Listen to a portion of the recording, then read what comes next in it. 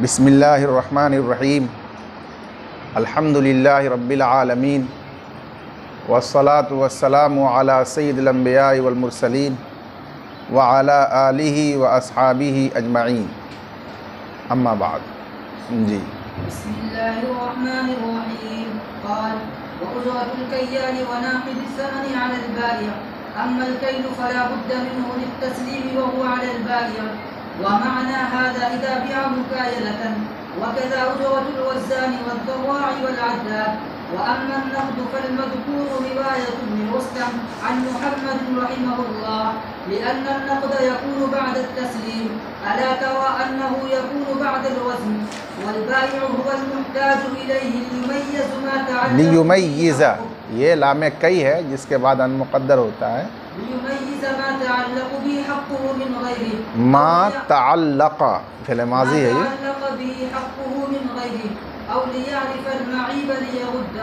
वफ़ी रिवायत इब्न समाअत अन्हु अला अल-मुश्तरी लिअन्नहु यहताजु इला तस्लीमिल जय्यिदिल मुक़द्दर वल-जौदतु बिफ़तिहिल जीम है। वल-जौदतु तु'रफ़ु बिन-नक़द कमा यु'रफ़ुल क़द्रु बिल-वज़्न फ़यकूनु अलैहि।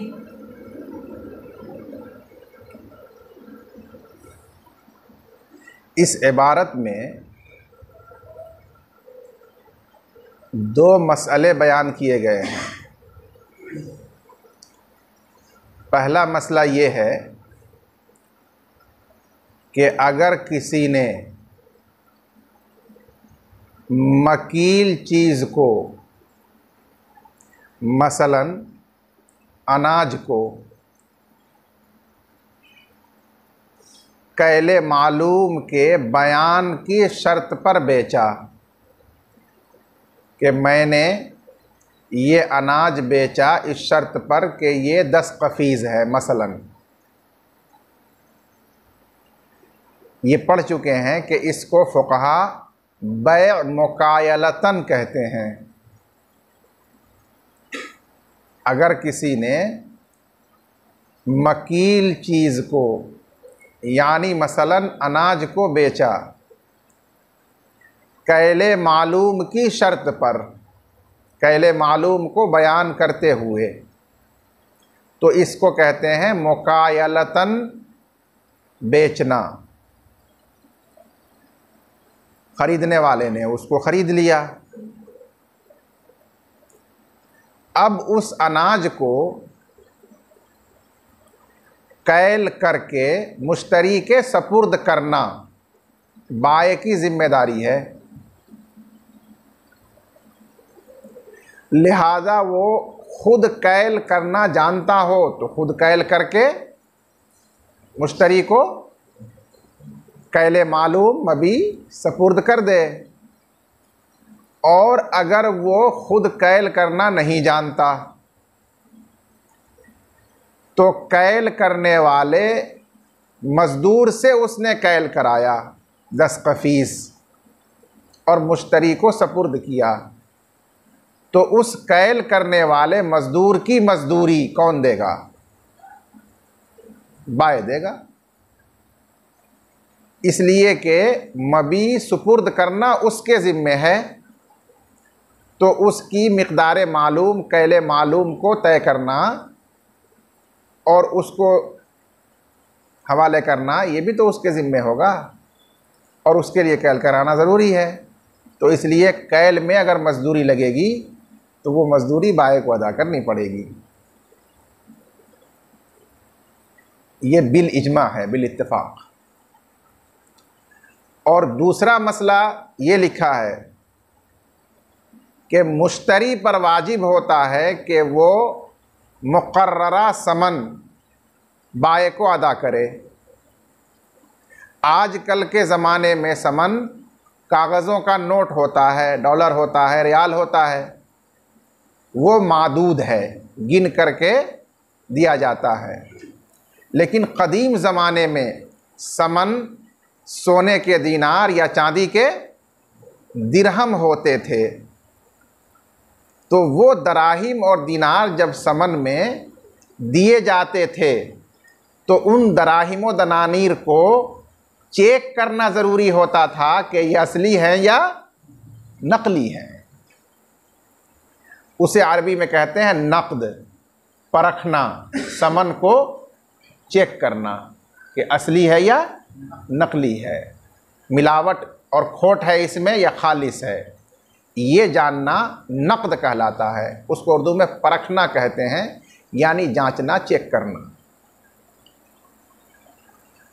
तो अब मुश्तरी जब मुसम्मा समन को, मुकर्रर समन को दराहिम या दनानीर से अदा करेगा तो उसको जांचने और चेक करने की मजदूरी अगर लगे, किसी से जांचना और चेक करवाना पड़े, जो मजदूरी लेकर जांचेगा और चेक करेगा, तो उसकी मजदूरी कौन देगा? इस सिलसिले में इमाम मोहम्मद रहमतुल्लाह अलैह से दो रिवायतें नकल की गई हैं। एक रिवायत तो मतन में है कि उसकी मजदूरी भी बाए पर वाजिब होगी। क्यों? इसलिए कि बाए का हक खालिस समन के साथ, जय्यद समन के साथ मुताल्लिक़ है। अब उसे अपने हक को ख़राब और रद्दी से अलग करने के लिए ज़रूरत है उसको जांचने और चेक करने की। जब उसको ज़रूरत है तो लिहाजा उसमें अगर मजदूरी लगेगी तो वह मजदूरी उसे ही अदा करनी पड़ेगी। ये रिवायत मतन में ली गई और साहिब हिदाया ने फरमाया कि इमाम मोहम्मद के मशहूर शागिर्द इब्ने रुस्तम ने यह रिवायत इमाम मोहम्मद से नकल की है। और इसमें दूसरी रिवायत इमाम मोहम्मद के दूसरे शागिर्द इब्ने सम्मा ने इमाम मोहम्मद से रिवायत की कि ये समन जांचने और परखने की मजदूरी मुश्तरी के ज़िम्मे है। क्यों? इसलिए कि जिस तरह मबी को सुपुर्द करना, अदा करना बाए पर वाजिब है, तो उसको कैल कराना भी उस पर वाजिब हुआ। उसी तरह जो समन मुकर्रर है उसकी मिक़दार और उसका वस्फ़ जौदत, खालिस, उम्दा, दोनों मतलूब है ना मुश्तरी से। लिहाजा मुश्तरी पर वाजिब है कि वो जय्यद समन ही बाए को सपुर्द करे और उसके जय्यद होने को जांचने, मालूम करने के लिए उसको परखना और जांचना ज़रूरी है। तो जिस पर जय्यद समन वाजिब है सुपुर्द करना, उसके जय्यद होने को चेक करना भी उसी पर होगा, ताकि वो जय्यद चेक करके, जांच करके जो उस पर जय्यद वाजिब है वो बाए को हवाले करे, सपुर्द करे। इसलिए फरमाया कि वो उजरत मजदूरी मुश्तरी पर वाजिब है।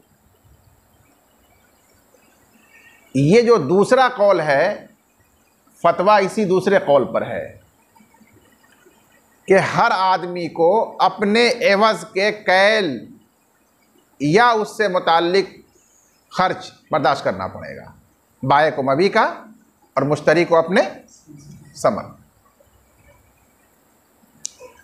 बात समझ में आ गई आप लोगों? ये तो हुआ मकील चीज़ का मसला।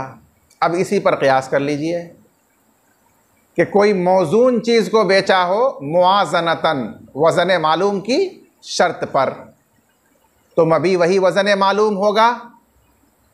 अब उसका वज़न खुद करे तो फ़बिहा, लेकिन मज़दूर से अगर कराए तो वो मज़दूरी किस पर वाजिब होगी? बाए पर वाजिब होगी। ठीक है ना? इसी तरह से मज़रूअ, ज़मीन या कपड़ा बेचा है मुज़ारातन, ज़राए मालूम की शर्त पर। अब उस ज़मीन को तो अमीन ही नापेगा, कपड़ा को तो कपड़ा का गज़ नापने वाला जिसके पास जानता है वो नापेगा। अगर वो मज़दूर से नपाया, अमीन से नपाया, तो उसकी अगर मजदूरी लगेगी तो किस पर वाजिब होगी? बाए पर वाजिब होगी। इसी तरीक़े से कोई मादूद चीज़ को बेचा आदद मालूम की शर्त पर कि मैंने 100 आम बेचे, मसलन 200 अंडे बेचे। अब बेचने वाला बैठकर नहीं गिनना चाहता है, मज़दूर से गिनवाना चाहता है। वो बैठ के 200 अंडे गिनेगा तो 10 रुपया लेगा। वो कौन देगा? बाए देगा। इसलिए कि वो मिक़दार मालूम जो मबी में तय हुई है वो मिक़दार मालूम अलग करके और वो सपोर्ट करना बाय पर वाजिब है। तो उसमें अगर लागत और मजदूरी लगेगी तो वो भी बाय के ऊपर होगा, ठीक है ना। व उजरतुल कय्याली, कैल करने वाले की मजदूरी और समन परखने वाले की मजदूरी, जांचने वाले की मजदूरी, एक रिवायत के मुताबिक ये दोनों बाय पर है। अम्मल कैलु फला बुद्द मिन्हु लित्तस्लीम, बहरहाल कैल तो वो ज़रूरी है मबी सपुर्द करने के लिए, अदा करने के लिए, और ये सपुर्द करना मबी को बाय के ऊपर है, तो जो उसके लिए ज़रूरी है वर वाजिब है कैल वो भी बाय के ऊपर ही होगा। व माना हाजा इजाबिया मुकायलतन, और इस मसले से मुराद ये है कि जब मकील को कैले मालूम की शर्त पर बेचा गया हो, मुकायलतन के माने बेशर्त कैलिन मालूमिन, कैले मालूम की शर्त पर बेचा गया हो, तब वहाँ कैल कराने की ज़रूरत होगी और उस कैयाल की उजरत बाय पर होगी। अगर मुजाज़फ़तन बेचा है, अंदाज़े से एक तखमीना मुश्तरी ने लगा लिया, बाय ने लगा लिया, उसका वज़न या उसका कैल मालूम बयान नहीं किया गया और इशारे से बता करके उसको बेच दिया गया, तो अब उस सूरत में कैल या मौजून है तो वज़न की कोई ज़रूरत नहीं है, इसलिए उस सूरत में कैल की कोई उजरत वगैरह बाय पर वाजिब नहीं होगी। व कज़ा उजरतुल वज़ानी व ज़र्राई वल अद्दादी, और इसी तरह वज़न करने वाले की उजरत, पैमाइश ज़रा से करने वाले की उजरत, गिनती करने वाले की उजरत, मौजून, मज़रूर और मादूद में ये भी किस पर वाजिब होगी? बाय पर वाजिब होगी। ये तो मसला हो गया कैयाल की उजरत का। अब दूसरा मसला था समन के परखने का। व अम्मन नक़दु फल मज़कूर रिवायत इब्न रुस्तम अन मुहम्मदिन, और बहरहाल समन को जांचना परखना तो मतन में मज़कूर इब्न रुस्तम रहिमहुल्लाह की रिवायत है इमाम मोहम्मद से कि वो भी बाय पर है। लिअन्न नक़द यकूनु बाद तस्लीम, ऐ तस्लीमी समन, इसलिए कि समन को जांचना परखना ये समन हवाले कर देने के बाद होता है।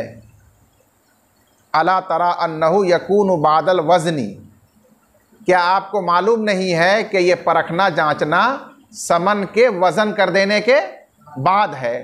दिरहम दिनार मौजून है, उसको वज़न करके सोना चांदी दिया जाता है, तो वो वज़न करके मुकर्रर सोना या चांदी दे देगा, तब उसके बाद अब उसको परखा जाएगा कि ये ओरिजिनल है, खालिस है या मखलूत है, नकली है। वल बाय हुवल मोहताजु इलैहि, और कब्ज़ा कर लेने के बाद समन पर इसका मोहताज बाय ही है कि वो जांचे और उसको परखे। ले युमय्यिज़ मा तअल्लक़ बिही हक़्क़ुहु मिन ग़ैरिही, ताकि वो उस समन को अलग कर सके जिससे उसका हक़ मुताल्लिक़ है, यानी जय्यिद को, मिन ग़ैरिही उसके अलावा से, यानी रद्दी और ख़राब से। इसके लिए बाय को इसकी ज़रूरत है कब्ज़ा कर लेने के बाद, ले लेने के बाद, इसलिए वो मजदूरी और उजरत लगेगी तो बाय पर होगी वो, ठीक है ना। औ ले यारिफ़ल मईबा, या इसलिए ताकि वो ऐबदार को जान ले कि अगर वो ऐबदार है, खालिस नहीं है, रद्दी है, तो उसको जानने की ज़रूरत भी बाय को है। ले यरुद्दहु, ताकि उसको मुश्तरी पर लौटा सके, इसलिए अब उसका सरफा और उसकी मजदूरी बाय ही पर वाजिब की जाएगी, उसको इसकी ज़रूरत है। वफ़ी रिवायत इब्न सम्माअता अन्हु, और इमाम मोहम्मद से इब्न सम्मा रहिमहुल्लाह की रिवायत में ये है कि ये समन को जांचने परखने की उजरत अलल मुश्तरी, मुश्तरी पर वाजिब होगी कि वो समन का वज़न भी कराए और वज़ान को वज़न की उजरत दे, और फिर उसको परखवाए और जचवाए, और उस परखने वाले की मजदूरी भी वही दे। उसके बाद जो हक़ वाजिब है खालिस जय्यिद, वो मुश्तरी को हवाले करे। लिअन्नहु यहताजु इला तस्लीमिल जय्यिदिल मुक़द्दर, क्योंकि मुश्तरी मुहताज है, पाबंद है खालिस मुकर्ररा दिरहम, समन को अदा करने का जो उस पर वाजिब है। वल जौदतु तुरफ़ु बिन नक़दी, और उम्दा खालिस होना दिरहम का, समन का मालूम होता है उसको परखने और जांचने से। जैसा कि समन की मिक़दार मालूम होती है उसको वज़न करने से, तो जिस तरह वज़न का सरफ़ा और मजदूरी मुश्तरी पर है, उसी तरह से उसको परखने और जांचने का सरफ़ा और मजदूरी भी मुश्तरी पर वाजिब होगी। फ़यकूनु अलैहि। ठीक है ना, बात समझ में आ गई आप हज़रात को? चलिए, और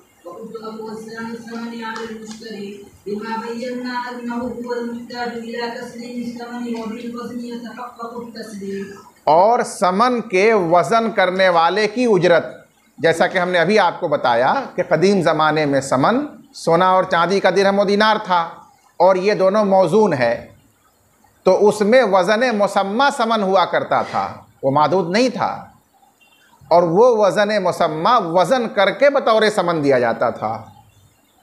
तो अब उस समन को, सोने चांदी को वज़न कराना होगा जितना भी मुकर्रर है, तो उस वज़न करने की उजरत ये कौन देगा?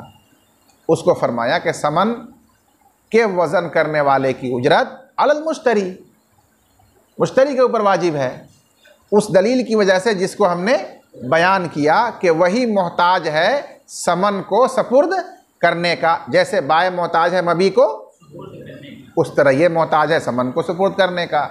व बिल वज़नी यतहक़्क़क़ु तस्लीम, और वज़न ही से सपुर्दगी, अदायगी मुतहक़्क़क़ होगी। जैसे मबी में कैल ही से सपुर्दगी मुतहक़्क़क़ होगी, तो लिहाजा कैल भी बाय पर है, उसी तरह यहाँ समन का वज़न कराना भी मुश्तरी पर है। जी,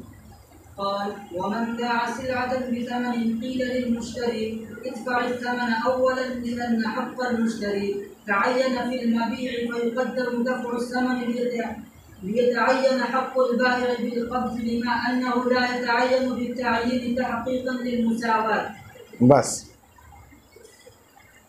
इस इबारत में जो मसला बयान किया गया उसकी तफ़हीम से पहले एक बात आपको अच्छी तरह ज़हननशी हमेशा रखनी चाहिए, वो ये कि जितने भी सामान ख़रीदे और बेचे जाते हैं, ये सब सामान आयान कहलाते हैं, इसलिए कि वो ख़ारिज में मुतअय्यन और मालूम होते हैं, अपना मुस्तकिल अलग वजूद रखने की वजह से। ठीक है ना, लिहाजा जब उसको मबी बनाया जाता है तो वो मुतअय्यन हो जाता है मुतअय्यन कर देने से। जब किसी ने कह दिया कि मैंने अनाज का ये ढेर बेचा, मैंने ये किताब आपसे इतने में बेची, मैंने वो कलम ख़रीदा, तो वो चीज़ जो माक़ूद अलैह बनी, मबी बनी, वो मुतअय्यन कर देने से, बयान कर देने से क्या हो गई? मुतअय्यन हो गई। और जब ख़रीदने वाले ने उसको ख़रीद लिया इजाब व कबूल के साथ, तो अब उस मुतअय्यन में मुश्तरी का हक़ मुतअल्लिक़ हो गया मिल्क का। ठीक है ना। लेकिन समन, चाहे वो कदीम ज़माने का दिरहम और दिनार हो सोने चांदी का, या मौजूदा ज़माने का नोट हो कागज़ का, इस्तिलाही समन, समन ये दैन है, दैन ऐन नहीं है। और दैन के माने ये हैं कि वो इंसान के ज़िम्मे में वाजिब होते हैं, वो ख़ारिज में सामान की तरह कोई अपना मुस्तकिल वजूद रखने वाला मुतअय्यन शय नहीं। इसीलिए फ़ुक़हा ने ज़ाब्ता बनाया कि समन मुतअय्यन करने से भी मुतअय्यन नहीं होगा। यानी अगर हमने किसी से सामान कोई ख़रीदा, इस 100 रुपए के एवज़ में, हाथ में लेके उसको दिखाकर, दीजिए भाई, फ़ुक़हा फरमाते हैं कि उसने बेच दिया, ये देना ज़रूरी नहीं है। हम इसको रख लेंगे और 10-10 रुपया का 100 गिन करके, 10 गिन करके उसको देंगे, उसको लेना पड़ेगा। वो ऑब्जेक्शन नहीं डाल सकता कि मौलाना आपने तो दूसरा नोट 100 का नया दिखाया था, मुतय्यन कर दिया था, वो वाला दीजिए हमको, हम तो ये नहीं लेंगे दूसरा। समन मुतय्यन करने से भी मुतय्यन नहीं होता, वो तो इंसान के ज़िम्मे में वाजिब होता है। अब वो इससे अदा कर दे, ऐसे ऐसे 10 से अदा कर दे, या किसी भी तरह से वो मिक़दार मुसम्मा समन से अदा कर दे, वो बाये को कबूल करना पड़ेगा, उसको मजबूर किया जाएगा उसको कबूल करने पर, क्योंकि समन मुतय्यन करने से मुतय्यन नहीं होता, वो ज़िम्मे में वाजिब होता है। फिर उसकी अदायगी किसी भी समन से की जा सकती है। और उसकी वजह यह है कि यहाँ तो मकसूद समनीयत यानी उसकी मालियत है, उसकी ख़ास सूरत नौइया मकसूद है ही नहीं, क्योंकि सूरत नौइया में तो सब बराबर है, समनीयत और मालियत में सब बराबर है, अगरचे उसकी सूरत मुख्तलिफ है, इसलिए वहाँ सूरत मकसूद नहीं होती, तशख़्ख़ुस मकसूद नहीं होता, उसकी समनीयत मालियत मकसूद है। वो मालियत चाहे उस मुशारुन लय से आपको मिल जाए, हासिल हो जाए, चाहे उसके अलावा से हासिल हो जाए, आपको मालियत चाहिए। बरखिलाफ मबी के जब आदमी खरीदता है तो उसका तशख़्ख़ुस और उसकी मुअय्यन सूरत सब उसको मकसूद होता है। बात कुछ समझ में आई आप लोगों को? इसीलिए कहा जाता है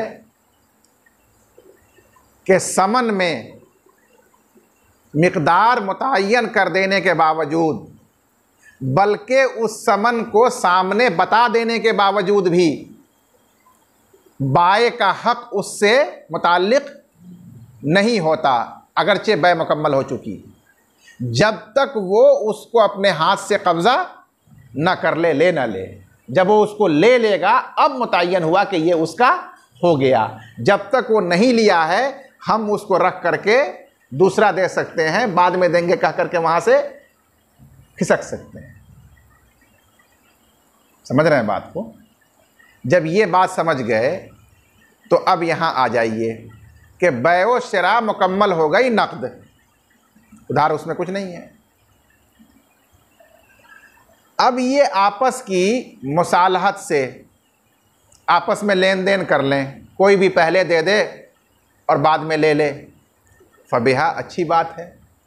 लेकिन अगर वहाँ इख्तिलाफ और निज़ा हो जाए कि पहले आप दीजिए और कहे कि नहीं पहले आप दीजिए, तो उस वक्त क्या फ़ैसला किया जाएगा? तो फ़ुक़हा फरमाते हैं कि उस वक्त फ़ैसला ये किया जाएगा कि चूँकि मुश्तरी का हक़ मबी में तो मुताल्लिक़ हो चुका है, वो तो सामने मुतय्यन चीज़ मौजूद है, लेकिन अब तक बाय का हक़ उसके एवज़ और समन में मुतय्यन नहीं हुआ है, इसलिए मुश्तरी से कहा जाएगा कि तेरा तो मुतय्यन है, तू उठा लेगा उसको, तू पहले अब समन दे दे उसको ताकि वो ले ले और उसका भी मुतय्यन हो जाए, अब फिर उसके बाद वो तुमको मबी दे देगा। बात समझ रहे हैं? ऐसा क्यों कहा जाएगा? दोनों फरीक के दरमियान बराबरी और मुसावात मुतहक्क़क़ करने के लिए एवज़ की तायीन में, ठीक है ना? अच्छा, ये तो उस वक्त जबकि सामान को बेचा हो समन के एवज़, तब ना एक मुतय्यन है गैर मुतय्यन है।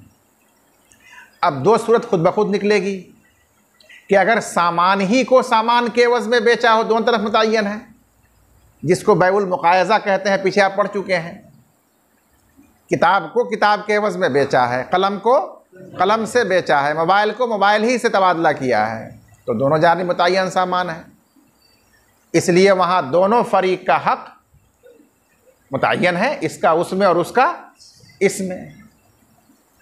इसी तरह एक किस्म बै की बै सर्फ़ है, सोने को सोने के एवज़ में बेचा है, नक़द को नक़द के एवज़ में, समन को समन ही के एवज़ में।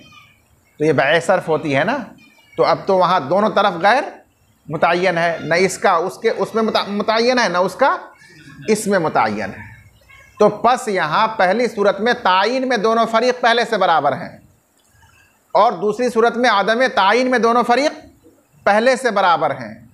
इसलिए इस सूरत में अगर इख्तिलाफ हो जाए कि पहले आप दीजिए पहले आप दीजिए, तो वहाँ फैसला किया जाएगा कि दोनों साथ दो और लो, एक हाथ में पकड़ो और एक खाली हाथ ऐसे बढ़ाओ, और वो भी एक हाथ में पकड़ेगा खाली बढ़ाएगा, तुम उसमें रख देना और वो इसमें रख देना। इसलिए कि यहाँ तायीन या अदम तायीन में दोनों मुसावी है। अब उसमें ताक़ुब यानी आगे पीछे लेन देन का हुक्म नहीं किया जा सकता इंदन निज़ा इंदल इख्तिलाफ। बाकी अपनी मुसालहत से कोई भी पहले दे दे और पहले ले ले, वो तो कोई बात ही नहीं है, फ़बिहा, वो तो अच्छी बात है। क़ाला वमन बाअ सिलअतन बिसमनिन, अल्लामा क़ुदूरी ने फरमाया कि अगर किसी ने सामान को बेचा समन के एवज़ में और निज़ा इख्तिलाफ हो गया कि पहले तुम दो, वो कह रहा है पहले तुम दो, तो मुश्तरी से कहा जाएगा कि तुम पहले समन दो, उसके बाद बाए से कहा जाएगा कि अब तुम मबी दे दो। लिअन्न हक़्क़ल मुश्तरी तअय्यन फ़िल मबी, इसलिए कि मुश्तरी का हक़ मुतअय्यन हो चुका मबी में, क्योंकि मबी आइन मुअय्यन है, लेकिन अब तक बाए का हक़ समन में उसके एवज़ में मुतअय्यन नहीं हुआ। फ़युक़द्दमु दफ़उ समन, लिहाजा समन की अदायगी पहले कराई जाएगी, मुक़द्दम की जाएगी। लियतअय्यन हक़्क़ुल बाए, ताकि बाए का हक़ भी मुतअय्यन हो जाए समन में बिलक़ब्ज़, कब्ज़ा कर लेने की वजह से। लिमा अन्नहु ला यतअय्यनु बित्तायीन, लिमा अन्नहु क्योंकि समन दिरहम दिनार या रुपया मुतअय्यन कर देने से भी मुतअय्यन नहीं होता है, कब्ज़ा से मुतअय्यन होगा वो। तहक़ीक़न लिल मुसावात, इसका ताल्लुक़ है इदफ़ाई समन अव्वलन, कि मुश्तरी को पहले समन देने का हुक्म क्यों किया जाएगा, दोनों फ़रीक़ में बराबरी मुतहक़्क़क़ करने के लिए। क़ाला अल्लाह जी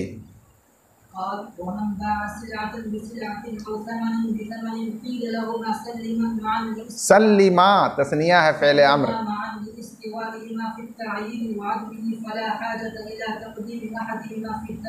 अल्लामा क़ुदूरी ने फरमाया कि अगर किसी ने सामान को बेचा सामान ही के एवज़, दोनों जानिब मुअय्यन शय है जिसको बैउल मुक़ायज़ा कहते हैं, या समन को बेचा समन के एवज़ जिसको बैउस सर्फ़ कहा जाता है, और वहाँ निज़ा और इख्तिलाफ़ हो गया कि पहले कौन दे, तो उसका फ़ैसला करने के लिए दोनों फ़रीक़ से कहा जाएगा सल्लिमा माअन, तुम दोनों एक साथ अदा करो, सपुर्द करो।